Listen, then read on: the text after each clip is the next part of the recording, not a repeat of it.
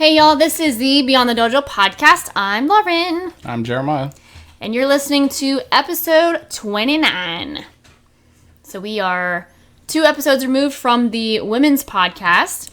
And it was a fairly well listened to podcast. And I will say that last time we recorded, we had said that it had fairly positive responses, right? From everybody. Everybody was like, oh, this is really great.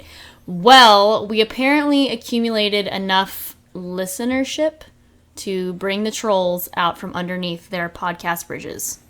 Well, one troll. And he was pretty rude, but it was pretty funny. I thought it was funny. The other ladies didn't think it was funny. I just thought it was the embodiment of everything that was discussed in the podcast within a few comments from one person. So don't be that guy, guys. Refer back to the Keyboard Karateka podcast episode that we did a number of months ago. Another random thought. I wrote it down so I wouldn't forget this time. We actually tried to do this earlier and I can't remember my own thoughts. Oh yeah. Kind of interesting. Not trying to throw shade. So I have done some strength and conditioning for karate folks in the past. And so I wanted to find out a little bit more about the demographics, so I made this survey to ask people about their background in strength and conditioning, if they've worked with a personal trainer, you know, what their thoughts are, what their goals are, would they consider hiring a personal trainer, what would their budget be, you know, that kind of stuff, just to find out more about it. And it was really funny because I got like 30 responses, and a lot of the people at first, especially who knew me, were like really went through it and did responses, and you know, they kind of filled out the whole survey. A lot of the women were about it. They wanted more information, whatever. It was a little bit funny that there was a certain age group of mostly guys that were like, no, I've never had a personal trainer. I don't need a personal trainer. I don't have any fitness goals. I just do karate and that's it. I just thought it was really funny. But it's not, I don't think it's them. There's a lot of women that think that way too, but that's kind of another topic about how karate people at large view strength training. Yeah, but how are you to respond to a survey that asks you about that and your answer is no? Yeah. And how do you do that without being rude? No, I know. I mean, if you don't have a background in it, or you don't like, if you're not interested in it, there wasn't really any way around that. There was no way of explaining that. Right. But it was, to me, it was just kind of funny. I think the reasoning behind their answers was more revealing than the answers themselves. You know, oh, I've done this. I don't need that kind of thing. It wasn't the no. You know what I mean? Yeah. I think everybody had. I mean, because the way you just said it sounded like you were making fun of people saying no. No, it's not the people themselves. It's that, I'm sure we'll do an episode on this eventually. It's about how karate in general, it seems like a lot of people don't advocate strength training to help karate people get better at their sport, which just drives me up the flipping wall. So it was just more of an indicator of that. Yeah, I was gonna say, the majority of your older generations, that's what they were told, not to train weights and do that. You'll get slower and you need to be fast. Yeah, and it's not necessarily true. It's not necessarily true. I agree with you, but yeah, come from that culture. Yeah. So, any random thoughts? No, not really. Nothing random here today, folks. Nope. We are straightforward and to the point. So today's topic is going to be about the biggest mistakes we've made in our training. Not that we've made mistakes because we're perfect, but we're just making this up as we go. I just want to point out that was not my topic. It's your topic. That was actually a topic that I took from somebody else's podcast. It was actually a personal training podcast, and they were like, hey, this is the biggest mistakes we've made in our business. I was like, oh yeah, we could talk about that in reference to training. Yeah, so I stole somebody else's topic, but that happens sometimes. Okay, so anyway, Jeremiah, do you want to share?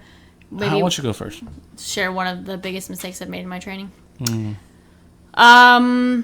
Okay, so there's probably a bunch. The first one that sticks out the most, so when I was, up until maybe the past few years, all of my training has been led by essentially somebody else.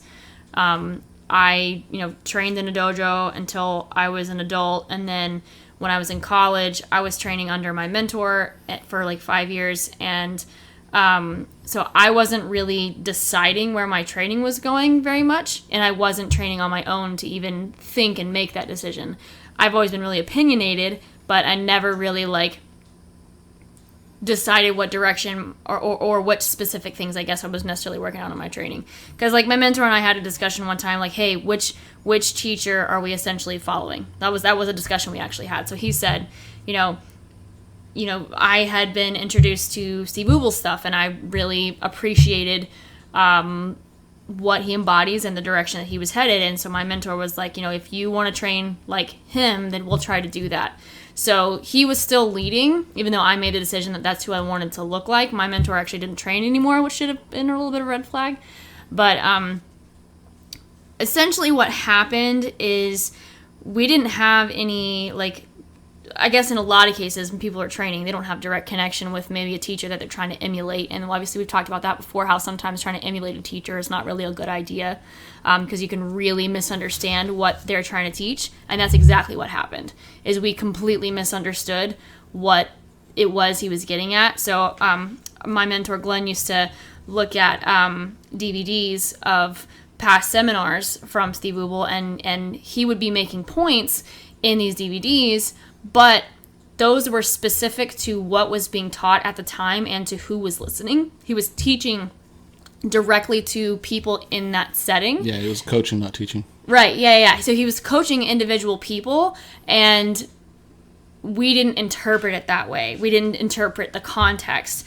And I will say, not necessarily me, because I really wasn't doing my homework or watching the videos. It was mostly him. But he was kind of misinterpreting what was being said. And so because we didn't have a big understanding of what was going on, there was just hundreds and hundreds and hundreds of hours of training to work on very vague concepts that we couldn't get a grasp on. And it was like he would watch me and I would do something and he would be like, well, no, that's not right, but I don't know how to make it right. It was kind of one of those things, like when you know something's not right, but you don't know how to fix it. It was kind of one of those. So that's kind of an overview of like the biggest mistake was essentially not, I guess, being more vocal about like I knew something was off, but I didn't like vocalize it. I probably should have taken the reins earlier in my training in that sense. Yeah, I agree with you there. And my own personal experiences, What do you feel like was your... like I said before, I got my black belt in Japan, and if anybody's ever met me, you guys know that I'm not no small Japanese dude. I am a big American guy, and my body type has never fit the ideal Japanese construct. That being said, the Japanese way of teaching is you fit into the mold no matter how ridiculous you look. Yeah. So my techniques were very tight and very small and tight around, just because they were trying to shape me like a Japanese kid. Mm-hmm. So what I see now is very unsupported or structurally supported at all. It was purely just shapes and very weak shapes, to be exact. Yeah. And then it went the other way when I moved back to the States, where everybody was bigger and yeah. Everything was okay, and it was okay to not have a back stance with all your weight on your back. It was okay to let it go in the middle there and be a little bit more blocky. Yeah. And that took a long time. Both those things, although one was more positive and the other Japanese teaching was definitely better for me than the Western approach, it took years to break that. Yeah. Because I'd swing back from one or the other and not try to kind of fit my own body. Yeah. Broad-chested people, you got to know that when you go to do a down block or a knife hand block, you can't make your elbows touch. Yeah. That's just ridiculous. Mm-hmm. And you contort yourself to make a block that isn't going to be ineffective because you contorted yourself to make it. It's not properly aligned or properly shaped. For example, inside forearm block, if you try to get your fist into your armpit with your elbow pointing forward for a big guy, your shoulders roll up, they rise up, and then when you go to do the block, it completely falls apart. Not to mention that you shouldn't be doing that anyway. But yeah, it's a matter of like you're trying to fit a form and you break all principles of movement and structure stability, structure support. Mm-hmm. So that was, I guess, is the biggest thing for me. Fortunately, I guess, looking back, when I started back with karate, I didn't have a teacher since I was 18. Yeah. So training on my own and training for what I wanted was very easy to see. I don't want to look like I'm forced into a shape. I don't want to feel like I'm wearing a pants 3 size small. You know, I want to feel like I was natural, and like I said before, Steve embodies that. Yeah. So for me, it was very easy to watch Steve and go, okay, even though I might not do it correctly now, I can make the shapes. Yeah. I could listen to what he's saying and try to do that. Yeah. And then fortunately be able to create a relationship to where I could, ask him questions on my own karate, and he was able to coach me even before we had any kind of regular training together. Yeah. With when you're in Japan, did they do like they do in the States, where they break it down, like you're breaking the shapes down in pieces, like you're doing the load position, you're doing the end position, whatever? Did they do stuff like that? They did. They would teach 1, 2, 3 for front kicks, 1, 2 for blocks, stuff like that. But once you got beyond white belt, they expected that to be there without them counting it. Okay. So they would count once, and if you didn't have a segment of the technique, they would either shinai you or embarrass you. Yeah. So, like if you skip a certain position. Let's say if you go to down blocking, you just use your one hand blocking. You don't do both hands. Okay. They would shinai you. They would basically either hit the blocking hand or hit the pulling hand and be like, "What happened here?" Yeah. And it wasn't a tap or a left tap. It was they made a snap. Yeah. They made the point that you had to have these things, even if they didn't give you the reason why. Yeah. The point was better have them. Yeah. So that's why I was saying Japan was better for me, because it taught me, it ingrained certain habits that, I think are very fundamental to our karate. So, that being said. Did you feel like in New York, did they take a similar approach where it was broken down in pieces? I mean, I know you were like Shodan, Nidan by that point. They did, but fortunately enough, the guys I trained with, because I'm thinking okay, so if they allowed things like your back stance weight distribution to be off, was it just because you didn't? The organization break it down? that club was part of was an organization that focused on sport competition, sport karate, and they had roots in Nishiyama's group. I mean, the head guy was in Nishiyama's instructor's course and everything else. Yeah. So it was a matter of making the shapes he wanted to see. So instead of having your weight in your back leg and back stance, it was down the middle. Yeah. And everything was squared and pushed out. Yeah. Which, for me was a blessing, because I learned that I don't want to do that, because it hurt my knees, it hurt my joints. Yeah. At age 16 and 17, when you start to feel your knees ache and your hips ache, you got to wonder, what am I doing to myself? Yeah. So.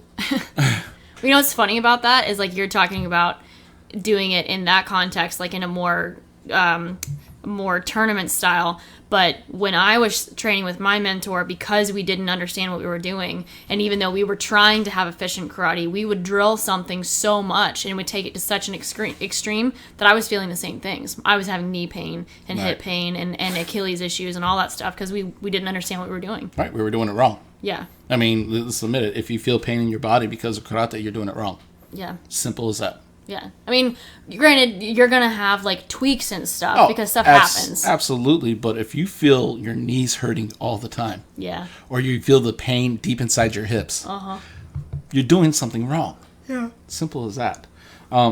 What's crazy was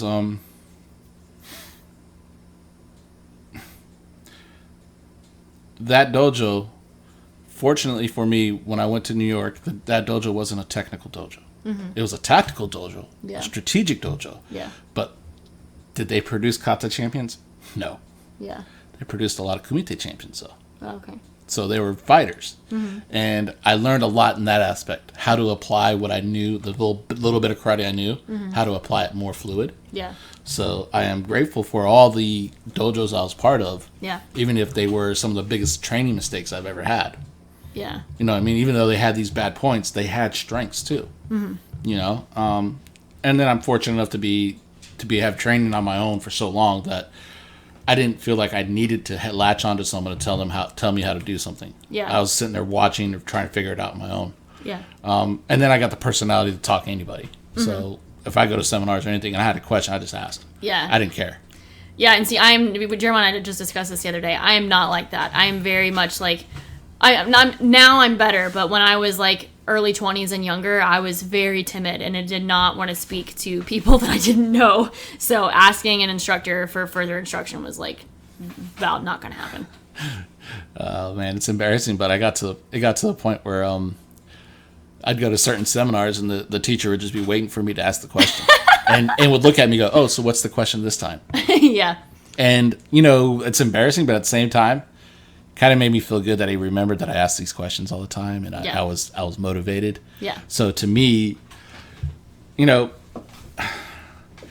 sometimes your biggest mistakes are your biggest teachers. You learn the most from them. On a personal level, my divorce, I learned so much more about who I was and what I wanted in life and what I didn't want in life. Yeah. That lesson, that big mistake that I made, that's almost 14 years of courtship and marriage down the tube, made me better. The training up north in Plattsburgh, New York, although I don't agree with their approach now, the things that I know I didn't want to do again, like the poor structure and alignment and the knees and hips hurting, and man, it opened my eyes to how I wanted my karate to encourage longevity, not diminish it. Yeah. So, you could say that these are big mistakes, but sometimes they're the best mistakes in the world because you look back and go, damn, man, I'm glad I ain't doing that anymore. Do you feel like that's the biggest lesson from it, is just how you want your karate to actually look, or is there anything else that you feel like you learned from that? Oh, dude. I mean, when you're part of a community and you're part of different communities and different ages and different, perspectives in the sense of what they want out of it, you learn a lot of how to be part of a community, how to respect other people's opinions and involvement, how to let go of the reins and just kind of let the community do their thing. I'll say that being experienced or experiencing different dojos was that for me. I don't talk about training at UF very much. It wasn't really a great experience for me. But again, it was necessary for me to understand what I needed to do. I'm a very experienced kind of guy where experience teaches me more than watching someone else go through it. Sure, yeah. And I feel like I have basically blundered my way through life enough to make enough mistakes to know what I kind of stand on, like steady ground. I think the majority of people learn that way, though. I mean, even if they don't think they do, most people learn better through making their own mistakes and watching other people make them. Right, but I'm just aware of it. Yeah. I'm aware of it and I embrace it. Yeah. It's not embarrassing to me. It's like, that's a lesson learned. I'm better for it. Yeah. I even think that going through those dojos taught me that perspective. I mean, back in the day, dude, 15-year-old walking your dojo having a black belt, and your rule is you can't have a black belt until you're 16. And then that 15-year-old hold his ground for against 30, 20-year-old guys that, they couldn't deny that I was of the standard. Yeah. But at the same time, I put them in a spot where they're like, where they had to try to disprove me. Yeah. And back in the late 80s, early 90s, that was normal. It didn't matter what age you were. They were going to kick and hit you. So I guess those things are our biggest mistakes, too, is the willingness to accept abuse. And the thought that, they're trying to get me better. Yeah. I think a lot of older generation can relate to that. Yeah. I think some of the biggest mistakes was just accepting discipline when it crossed the line and became abuse. Yep. One shinai hit on the hand, it's okay. 3 or 4 on top of the head, no. Yeah. No, that's abuse. Yeah. To me. And I know even that's extreme because most people you let him hit you on your hand. Yeah. Well, no, you got to understand that at that time, the dojo, that was common. I think everybody used the shinai to pop the hand and put it in the right position or to test connection. But getting hit on the head 3 or 4 times, no, I don't think so. Yeah. It's crazy. Yeah. I kind of feel like there was a number of things kind of related to what you're saying that I feel like I learned from that. I know that for a long time, I guess because I didn't understand exactly what it was I was wanting out of training, even though I had this ideal, okay, I want to, try to move towards someone like Steve and be train along the lines of what it is he's teaching. I didn't know how to do that, and because I had someone who was making that effort and I didn't understand it fully, I felt like my mentor understood it better. And so I just followed it kind of blindly. And I really didn't I asked questions, but even when I felt like he didn't give me an adequate answer, I would still just do it rather than really pushing. Right. And it was actually kind of funny because he and Jeremiah had some conversations, and Jeremiah was good about that, about pushing back and being like, hey, I don't agree with you. This isn't quite right. And obviously he did not take that. My mentor did not take that very well. But Jeremiah was right in doing that because my mentor didn't understand. Glenn didn't understand, some of the concepts that he was trying to convey. And that's something that's said, I think Steve Wooble is the one that says it. Maybe there might be other people that say it too, that essentially if you cannot physically show a concept, then your understanding of it is not going to be there. Yeah, it's not going to be to limited. the same level as someone who can physically do what they're actually trying to explain. And that's a big giveaway with teachers, and we've talked about this before. If you watch a teacher, if they're not physically performing to the level or the exact thing that they're saying that they want you to do, or they're saying, hey, don't do this, and then they do that thing, then obviously there's a problem there. Yeah. Glenn didn't train at that point, so that also made it harder because he would try to have me train, like do something, and I would be like, hey, this doesn't feel right. Your explanation doesn't make sense, or like physically, I physically cannot do what you're asking. I remember this is one particular example. This was one thing that stuck out, and this was a red flag to me that didn't come up till way later.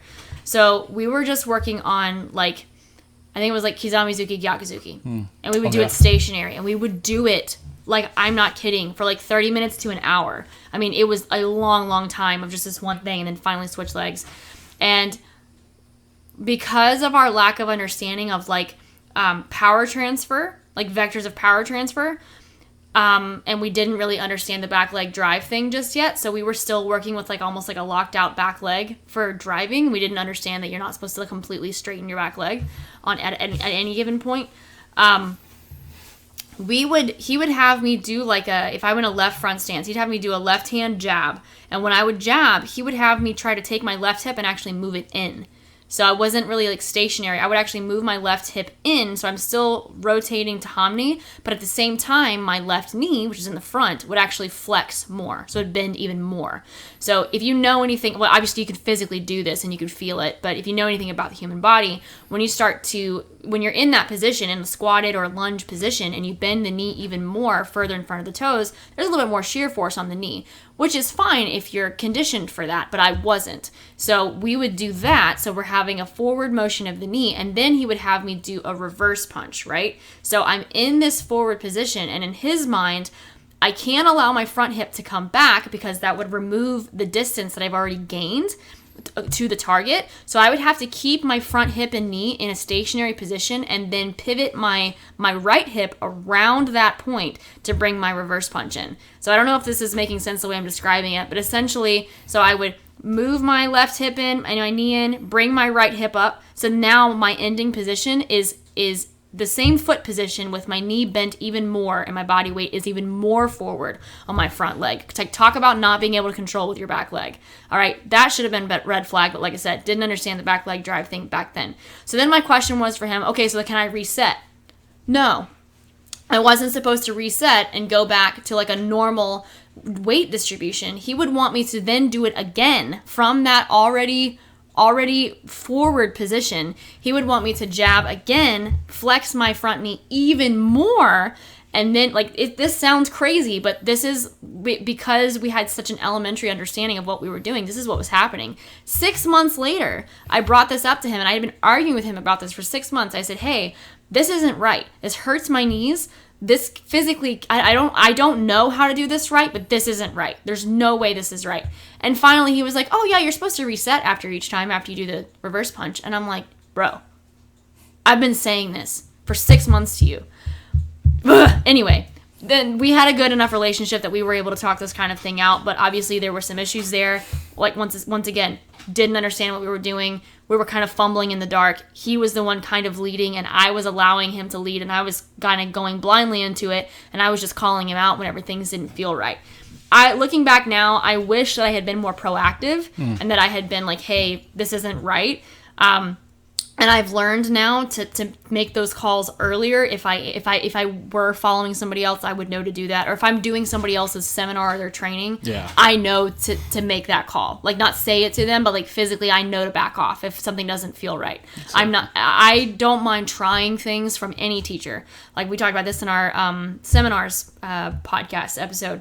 Like, I'll try basically anything from any teacher, but if I can tell or I can feel that it's going to be causing me issues, like it's physically going to hurt me, I'm not down with that. But I learned that through going through that experience with him. Is like, I'm not going to put my body in danger for that kind of thing. Yeah. And also, there was a lot of mental things with that too. Like I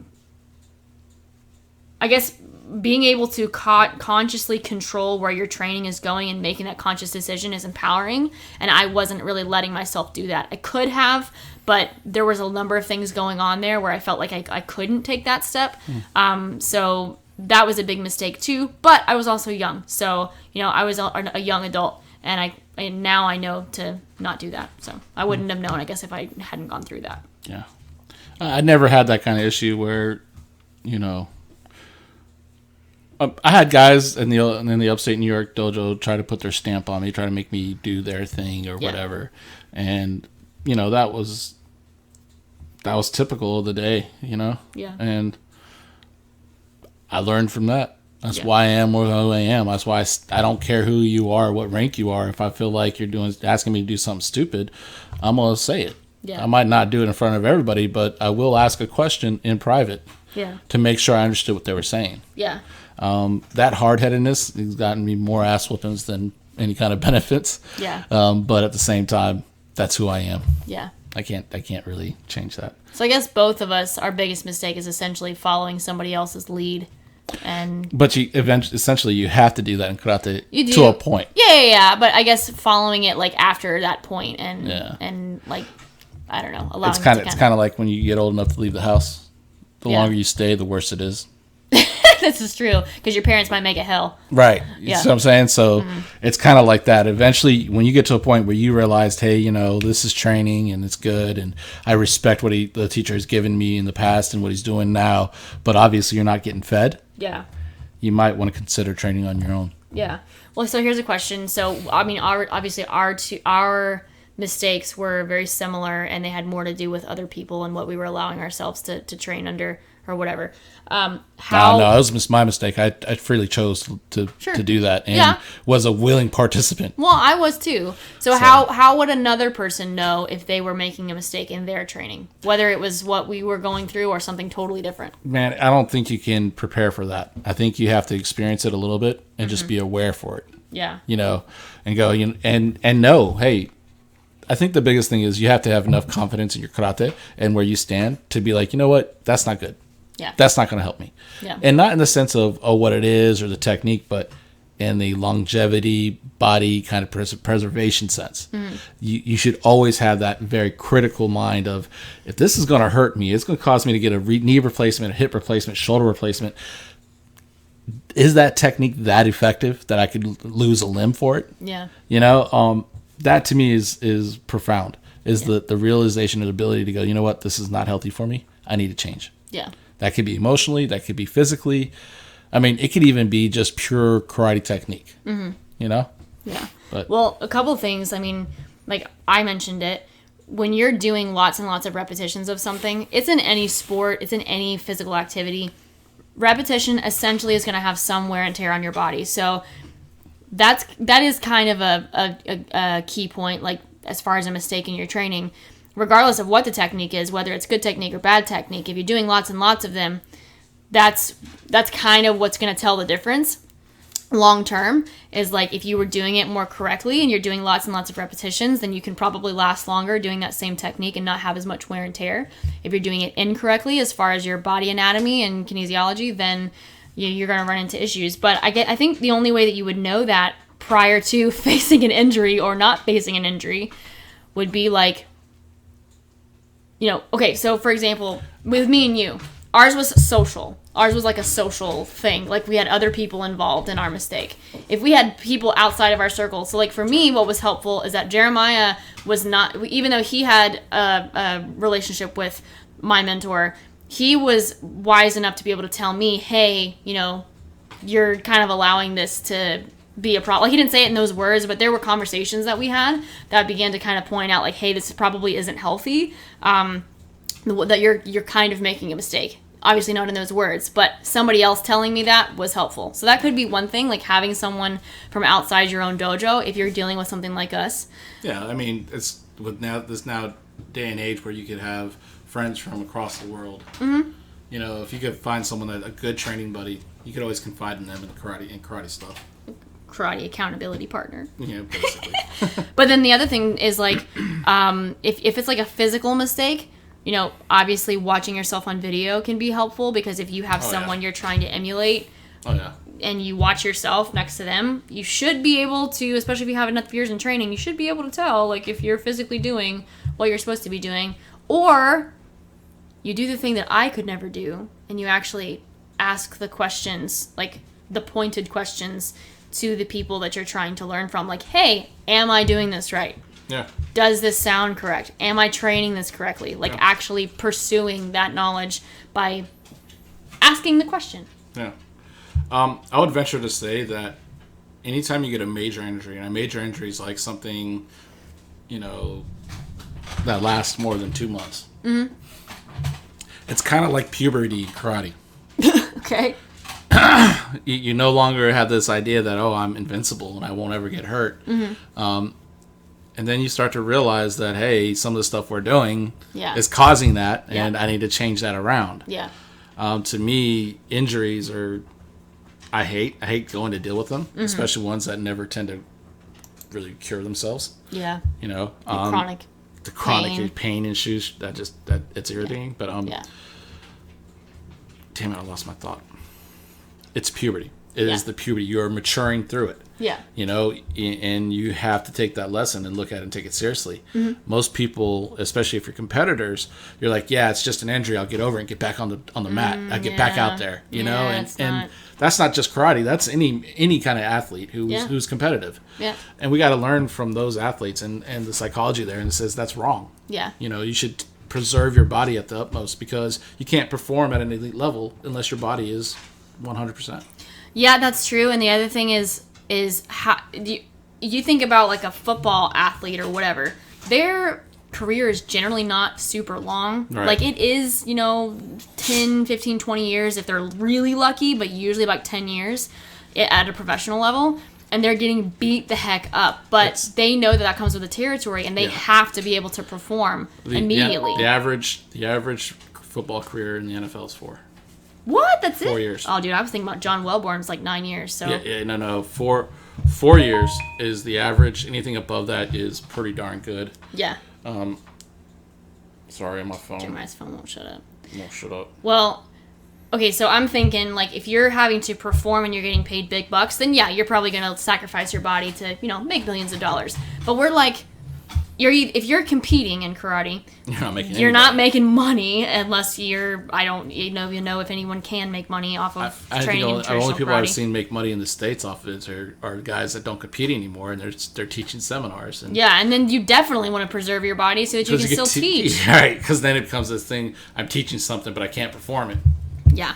So I know, like, this is something we talk about all the time here, but also with our students. And, like, I don't know how we could make it more, like, make more sense. Because I think people are like, I just, like, my body hurts, is fine. Like, I don't have to fix it. Like, it really is a big deal. Like, some people quit a sport simply because they just have a nagging joint injury that just won't quit. Just won't stop hurting. And they just can't handle it anymore. Pain makes you do crazy things. Yeah. Okay? So allow yourself to be in pain for a long period of time and see how that does with your psyche. Yeah. But also, I mean, if you're trying to be better at karate, why wouldn't you try to work around your stuff and be better anyway? Once again, you got to be mature and respect your body. Yeah. Because if that's the vessel that you're using to perform the art you love, can't go around with a hole in the back. Can't have a leak in your vessel. Yes. I hate to tell you that. Leaky bag. Ew. What are those? When you have like kidney dialysis or whatever, you have a man. pee bag or something. Pee bags. I don't know Ew. why that just popped in my head when you said that. Okay. Anyhow, speaking of which, what are you working on? Still working on side snap kick. This is like the lamest part of the podcast because we're literally just saying We never- this. yeah, We we just say might the as same well copy shit and over and over paste again. this every single time. Side snap kick, trying to get it to be articulated better. It's not about power, speed right now. It's about articulation, joint articulation. Okay. Getting the knee up, extending the foot at the right time, rolling the hip over at the right time. I feel like I have those things, but they're out of whack. Yeah. They're all just all over the place. Yeah. And then the other one is in Solchin. I'm practicing. This is gonna sound so damn stupid. This week I focused on making sure my punches were chewed on level and not in between. Chewed on Oh, it's and not chewed on. stupid. And the second one was the manjiuke, the backhand, which in Solchin would be the right hand, engaging the lats more to keep that arm position level with the shoulder, and not either having it going up at a diagonal or dropping down, but having that more level, balanced look. I'm tired of being corrected every time I do Solchin to say you're punching too high and your manjiuke is unbalanced. Hey, you shouldn't feel dumb because honestly, the majority of people punch too high. If it's supposed to be chewed on level, they're Yeah. not punching chewed on level. So Right. Well, that goes back to right there, for example. That was from the competition training and getting, You think? Oh, yeah, I know for sure. Okay. I know for sure. I I changed thought it was my, just upper no, body dominance. No, I changed my punching position so that the line from my shoulder to my fist was level. Oh my It was god. it was a better That line. is dumb. It was a better line. Well, that's That's what they're doing, huh? what they're. I mean, Wow. the lines created by that look better. Wow. If you punch low, it looks a little weird. So that kind of thing. looks like more compacted, like Yeah, it looks like Japanese style. you're too big for the technique. So a lot of those things, like my manjike going up higher, was because of that. Because I was taught level Oh shoulder. my god, I've never heard Yeah, that. it's, Oh same my with God. the back fist side snap kick. Yeah. Leave that fist there, kick right underneath it, hold it, and then do it at the very end, which I believe is correct in some extent. The hand or the foot? The hand. Okay. Yeah, But that's correct. I was turning my side snap kicks into more side thrust kicks because I wanted to leave my foot out there a little bit longer. Oh, okay. To show that ability that I could kick right under my hand and control it. Ugh. Stupid karate competition stuff, but I'm not the only one who does it. Trust me, I watch I know. videos all the time. Oh, I know you're not the only one who does it. There's, So there's barfing in my mouth right now. Ew. So I'm working on chewed on level punches when I'm doing kata and not have to focus on it, and the balancing in my manjike. Mm-hmm. What are you working on? So actually, for the first time in a long time, working on. Well, I think I did this once a few months ago. Speeding up different sections of Soshin to make sure that the principles that I've been working on are still present when I speed up. So obviously, if you train slower, this is why you should train slow, it's easier to control different parts of a movement, control your body position, control the timing, because everything's all stretched out. You have more time to fix stuff. So obviously I train slow a lot. We train slow a lot. Yeah. We actually really don't train fast that much at all. The only time we train fast is when we're in a class. Yeah, basically. If Or we're if training you're- on our own, we're deliberately, methodically slow. Or like strength training, you train speed there too. So you still are training it. You're just not training it within the technique. You're trying to become technically sound. So actually trying to take that now and do it quickly and see if it is correct. So see if that actually transfers over. I will say this is just a side note. I've been training slow for the past like 9 years, I think. Mostly slow, Yeah. and fast less often. Probably actually maybe the past 8 years would be. Anyhow, and when I speed up, I feel way faster than I used to. Yeah. But obviously that's a technical thing. If you can become more technically sound and your timing lines up better, and obviously you relax more of the muscles that need to be relaxed, it actually makes you go faster. It does not slow you down. Right. So, anyhow. Efficiency. Yeah. So train slower to go fast. Slow is fast. What's that quote? Speed kills. No, that's not. I don't know. Cocaine. Don't do math, children. No, I don't know. Shit. woo, that's not the same quote. No, it's Speed kills is a karate that's quote. sl- Dang it, it's- not a it's meth like- quote. Yo, It's like crackhead. slow. Something fast. Somebody message us and tell me what this quote is. Hold it's on. like How are you slow going to is- judge me when you don't know the quote? Slow is fast. Fast is smooth. Yeah, Who says fast is that? smooth. Slow is Who fast. says that? I know Langley says it a lot, but who originally said it? I don't know. That's a motocross saying. Is it slow is fast, fast is smooth? Yeah. Okay, somebody tell me who said that originally. I believe that's a motocross thing because my dad referenced motocross goes slow. No. So what they mean by slow is fast.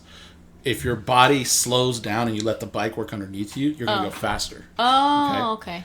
And then if you want to go really fast, you have to be super smooth. Yeah. You have to like go through the enter and exit corners quickly. Oh, okay. Any of the whoops and the jumps, you have to land them smoothly. You can't be rough with the bike because it takes away from the inertia or the momentum to what you want to do. So slow down your body. Fast, you got to smooth out your technique or your riding. I wonder if I said that in the right order. Because, like, in my head, in correct. karate, it would be slow is smooth, and smooth is fast. Yeah. So it would be different. That would be different. So y'all can quote me on that, okay? She probably found it from somewhere else, just like this earlier topic. No, okay, whatever. Okay? Oh, yeah. They can't trademark a podcast topic, okay? And it wasn't even a karate podcast, so bite me. All right, it's been real, y'all. Have fun doing whatever you're doing. Yeah, have a good day. Bye. Bye.